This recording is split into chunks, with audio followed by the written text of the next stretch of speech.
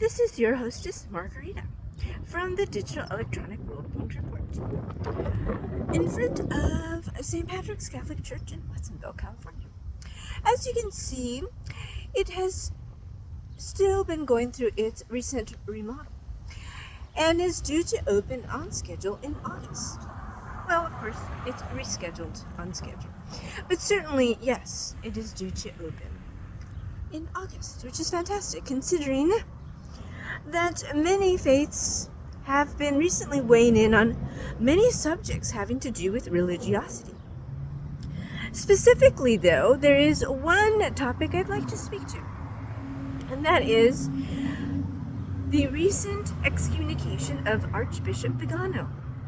At the Vatican, he was excommunicated because of his parting ways with the pedagogy insofar as the teachings of the church, but also the controversies between him and Pope Francis.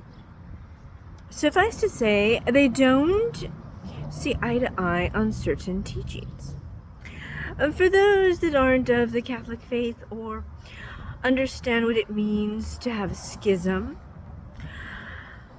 the word itself is the same thing as if someone was driving and there was a fork in the road. You have to decide, which way do you go? To the left or to the right? Because you can't go down the middle, that is not a road. And certainly when you create a road for yourself, you break all the paradigms. Well, that not being an option, in this instance, letting someone go from the church itself is the excommunication. The question itself to some is, well, it isn't really excommunicating him at all, because the fact that he was already creating his own teachings means he pretty much let himself go. And that is an argument much different. There have been different people who have created factions for themselves over the centuries that have created clearly new churches and new followers. That's not what I'm going to discuss.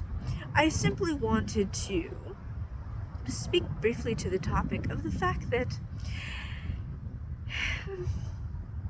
it has happened before. And the church has decided. The church is grand in its largiosity. As you can see, though, it has become much smaller over the years because of many controversies, and it has reformed itself and reduced many of its churches, become smaller in many ways, and also reformed by adjusting many of its policies, but also as a result, because of some of the adjustments that Pope Francis has made, and also because he has been considered to be one of the most liberal popes in history. He isn't necessarily accepted by all of his leadership. And if you were to read some of his own writings, you would see why. But it doesn't mean that he is completely liberal in the sense of what other churches might consider acceptable to their standards, because every religion is its own methodology and pedagogy and following.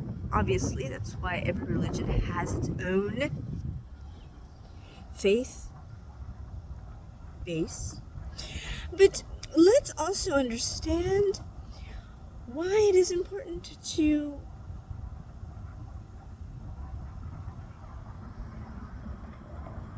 see what he has done over the years, not only to stand for peace, for climate change, for accepting changes that are understood globally, and also how he has said that although he isn't able to completely change the church, he does see where it may be going in the future.